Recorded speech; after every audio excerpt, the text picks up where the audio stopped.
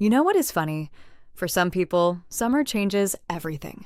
They feel lighter, look leaner, and somehow their waist starts behaving like it got the memo.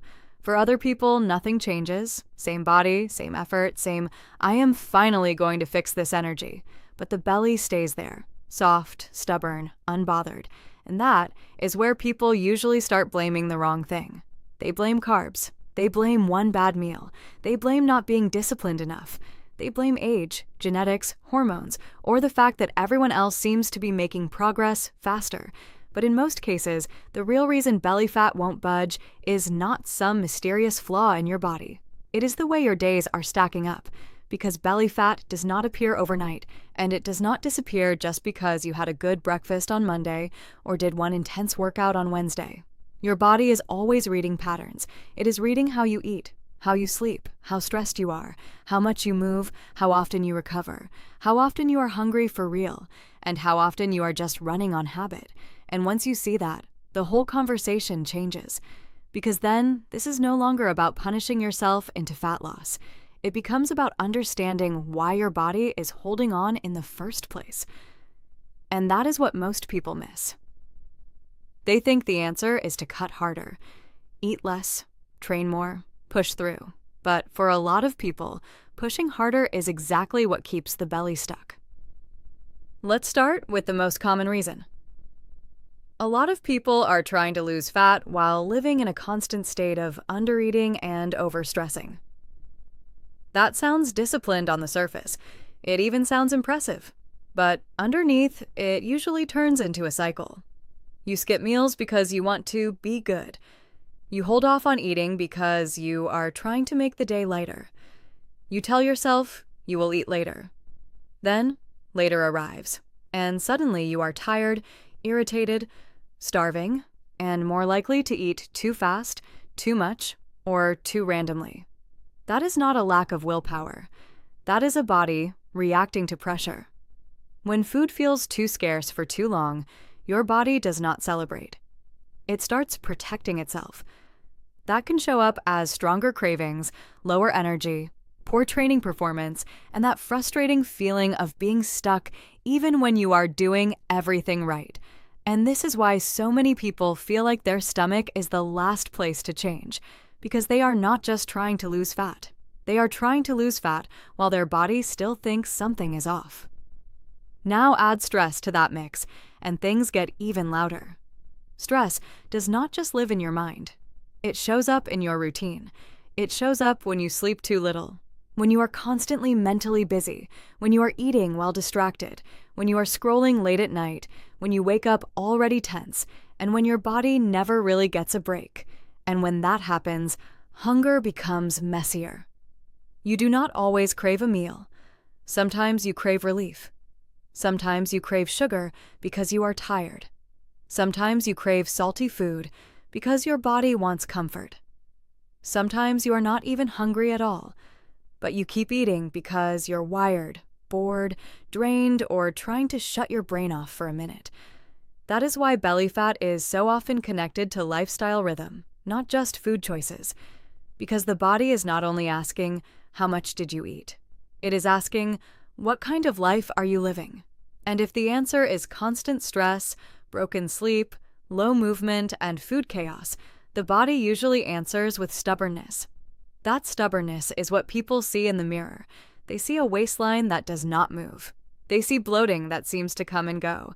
They see clothes fitting the same way week after week, and then the panic starts. So they cut more food. They look for a magic detox. They search for a fat-burning shortcut. They try to start over on Monday. But Monday is not the problem. The pattern is the problem. And there is another thing that keeps people stuck: moving too little during the day. A lot of people think fat loss is mostly about exercise, but exercise is only one piece of the picture. If you work out for 1 hour and sit for the other 15 or 16 hours of the day, your body is still getting a very clear message, mostly stillness. That matters, because daily movement is one of the quietest fat loss tools there is. Walking, standing more, taking the stairs, moving after meals, getting outside, not sitting for hours without a break. None of that sounds dramatic enough to be the answer, but that is exactly why it works.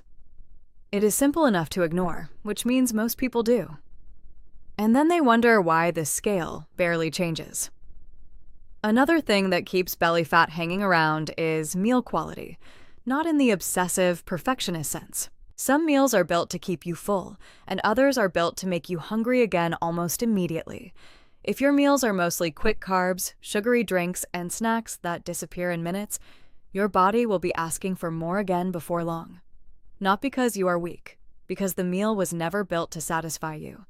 That is why protein and fiber matter so much. They slow things down. They help fullness last. They make it easier to stop thinking about food every hour. They reduce the mental noise that comes from feeling like you are always just one snack away from losing control. And when that mental noise starts dropping, everything gets easier. You think clearer. You eat calmer. You feel less out of control. That is a much better place to lose belly fat from. Not from panic, not from punishment, not from trying to force your body into submission, from structure, from rhythm, from meals that actually work with you instead of against you. And that brings us to something a lot of people never connect to body fat at all: sleep. Sleep is one of the most underrated parts of fat loss because people treat it like a luxury when it is actually part of the process. When you are sleep deprived, hunger tends to feel louder. Cravings get harder to manage. Your patience gets thinner. Your energy drops. Your motivation drops. Your movement drops. Then, somehow, people act shocked when fat loss feels harder. But the body does not care how motivated you felt at 7 a.m. If you were exhausted by 3 p.m., it responds to recovery.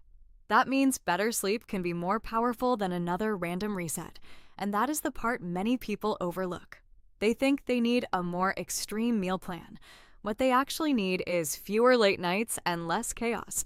They think they need to train harder. What they actually need is to stop living in constant fatigue.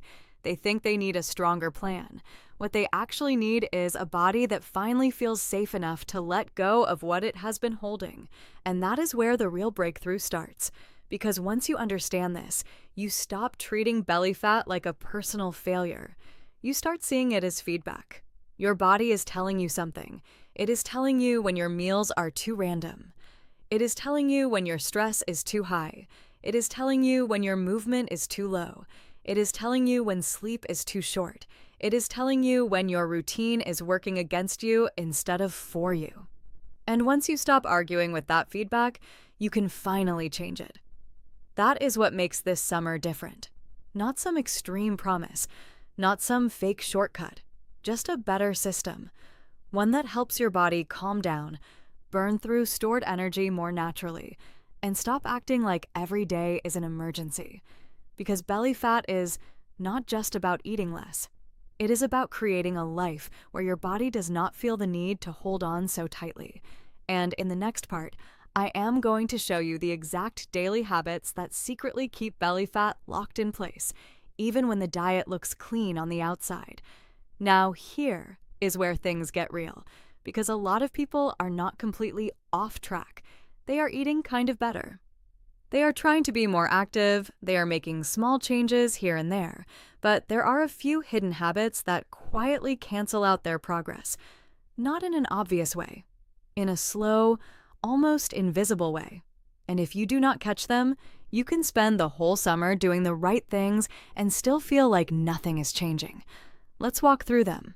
The first one is something almost everyone does without thinking: eating while distracted. It sounds harmless. You sit down with your food, open your phone, start scrolling, maybe put on a video, and before you know it, the plate is empty. But you barely registered the meal. You did not really taste it. You did not really notice when you got full. You just kept going until the food was gone. And then something interesting happens. Your body does not feel fully satisfied, so even though you just ate, your brain is still looking for something. A snack, a drink, something sweet, something crunchy. Not because you need more food, but because the eating experience never really landed. That is why slowing down your meals, even just a little, can change everything. Not in a dramatic, life-changing moment, but in a quiet way that adds up. You become more aware of when you are actually full. You stop a little earlier. You feel more satisfied with less. And over time, that creates a gap. A small gap between what you used to eat and what you now need. That gap is where progress lives. The second habit is drinking calories without noticing. This one is sneaky because it does not feel like eating. It feels like sipping. A sweet drink here, a flavored coffee there, juice, soda, just one more. And none of it feels like a real meal, but it adds up. And the problem is not just the calories. It is the fact that liquid calories usually do not fill you up the same way solid food does, so you drink them. And then you still eat the same amount later. That is how people end up consuming more than they realize without ever feeling like they overate. Fixing this does not mean you can never enjoy a drink again. It just means being more intentional, choosing when it is worth it, and when it is just a habit running on autopilot. Because once you bring awareness to it, it becomes much easier to control. The third habit is late-night eating that has nothing to do with hunger. This is a big one. All day, you are busy, focused, distracted, but at night, everything slows down, and suddenly food becomes entertainment. You are tired, you are mentally drained, you want to relax, so you eat. Not because your body needs fuel, but because your brain wants a break. And here's the tricky part. Night eating is not always the problem, it is the type of night eating. Mindless, continuous snacking, while distracted, can easily push you past what your body actually needs. And because it happens at the end of the day, it is often the part people feel the worst about. That guilt can turn into a cycle. I messed up tonight, so I will fix it tomorrow. Then tomorrow becomes more restriction, which leads to more night hunger, which leads to more night eating. And the loop continues. Breaking that loop is not about banning food at night. It is about changing the pattern. Sometimes that means having a proper dinner that actually satisfies you. Sometimes it means setting a simple boundary, like closing the kitchen at a certain time. Sometimes it means replacing the habit with something else that helps you unwind. But the goal is always the same. Less chaos, more control, more awareness. The fourth habit is inconsistency, disguised as effort. This one hurts, but it is important. A lot of people go hard for 2 or 3 days. They eat clean, they work out, they drink water, they feel locked in. And then something small happens.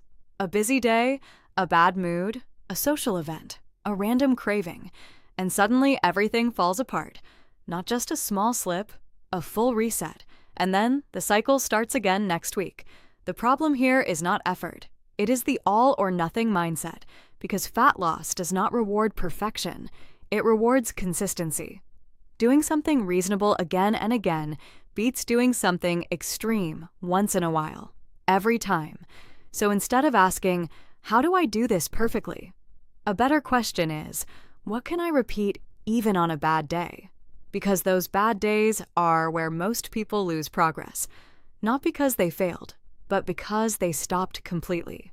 The fifth habit is chasing quick results instead of stable progress. This is where everything ties together. When people want fast results, they usually go to extremes. They cut too much food. They overtrain. They remove entire food groups. They try to force change as quickly as possible, and sometimes it works. For a moment, but it rarely lasts because the body pushes back. Hunger increases, energy drops, motivation fades, old habits come back stronger. And then the weight returns, often with extra frustration attached. That is why stable progress wins. It does not feel exciting at first. It feels almost too simple. But it works because it is sustainable. And sustainable is what actually changes your body over time. Now, if you step back and look at all of this, a pattern starts to form. It is not one big mistake keeping belly fat in place. It is a collection of small, repeated habits. Eating without awareness, drinking without noticing, snacking without hunger, living without structure, resetting instead of continuing. Individually, they seem small. Together, They create resistance. And that resistance is what people experience as stubborn belly fat. So, what do you do with all of this? You simplify. You stop trying to fix everything at once, and you start with a short reset. Not a punishment, not a detox, just a reset. For the next 3 days, keep it simple. Eat real meals that actually fill you up. Meals with protein, some fiber, and enough volume to keep you steady. Do not aim for perfect. Aim for satisfying. Second, move your body every day in a way that does not feel extreme. A walk after meals is enough to start, not because it is flashy, but because it is effective. Third, reduce distractions when you eat. Even if it is just one meal a day where you pay attention, that alone can change how much you eat without forcing anything. Fourth, be mindful of what you drink. If you are adding calories through drinks without noticing, this is an easy place to create change. And fifth, protect your night routine, because how you end your day often determines how the next one starts. Better nights lead to better mornings. Better mornings lead to better decisions. And better decisions lead to progress. That is the chain. And once that chain is working, belly fat stops being this impossible problem. It becomes something that responds, slowly but clearly, because your body is finally getting a consistent message. Not chaos, not extremes, not panic, just clarity. And that is what most people are missing. They are not failing. They are just stuck in patterns that cancel out their effort. Break the pattern and things start to move. Not instantly, but steadily. And steady is what actually lasts. So if your belly fat has not budged yet this summer, take that as information, not as defeat. Adjust the pattern. Simplify the approach. Stay consistent long enough to see change, because once your habits stop fighting you, your body usually stops fighting you too, and that is when the real transformation begins. Thanks for watching True Health Tales. If this helped you, smash that like button, subscribe, and hit the bell so you never miss the next truth.